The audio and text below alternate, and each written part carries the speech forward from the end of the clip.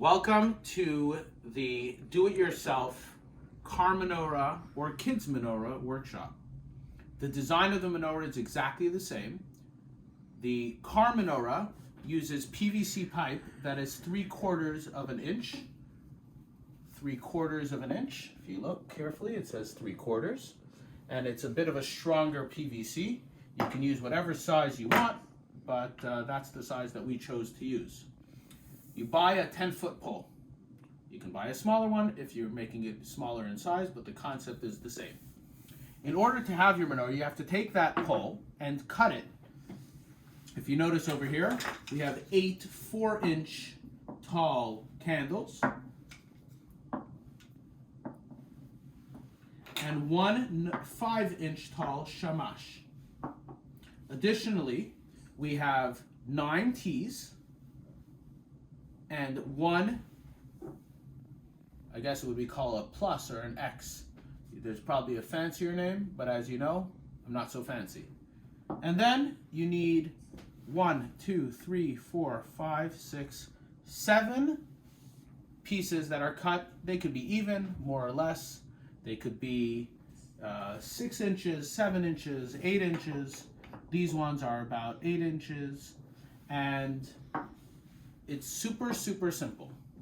Now, one thing that you're going to also need to have is 2 L elbows, perfect 90-degree elbows, also 3/4 of an inch.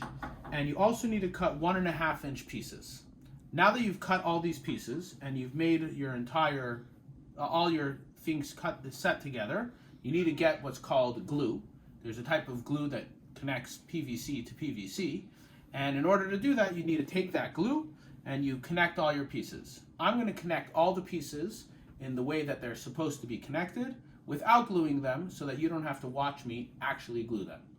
One of the things that we ordered is magnets so that on the very bottom you could put on magnets on your PVC, which will hold your menorah to the top of your car. Additionally, you can buy candles that will fit right into your candles on the top of your menorah. So like this, your menorah will be lit up. Are you ready? You start. You put 1 cap on, another cap on, a 3rd cap on, and a 4th cap on. You take your caps, you connect them to T's. 1, 2, and 1, 2. Now you need to connect your T's to an additional T. 1, 2, and you connect them right in the middle. This is your base of your menorah.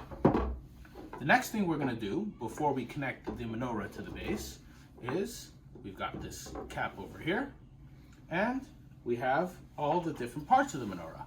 You put the 1.5-inch pieces and a T on the outside. A 1.5-inch piece and a T on the outside. A 1.5-inch piece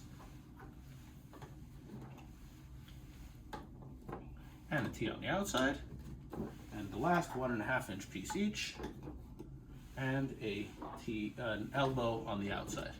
Now you want to make sure that everything is lined up straight. It's good that I didn't use glue, because otherwise it wouldn't line up straight. Then you take your center candle, your 5-inch one, put it in the middle, take each of your 4 inches and put them in your different little slots. And when you are ready to rumble, you can spray paint it.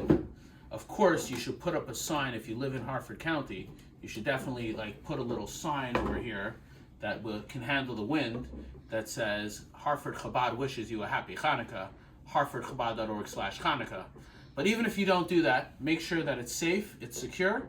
Now for the children's menorah, if you're going to make such a menorah in small, using smaller pipes and smaller pieces, you want to make sure that it's secure and it's safe. So I'm going to just add one little detail which is added to the children's menorah.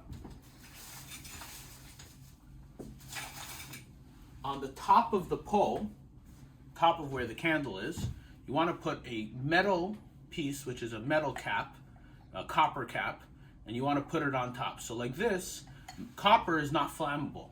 So like this, you put on top of the copper cap, you put a nut, you glue it on, and then when you can put a candle, that'll stay in the nut. But like this, it stays safe and it's fire safe. Of course, never leave a menorah unattended unless it's on your car and doesn't have real fire.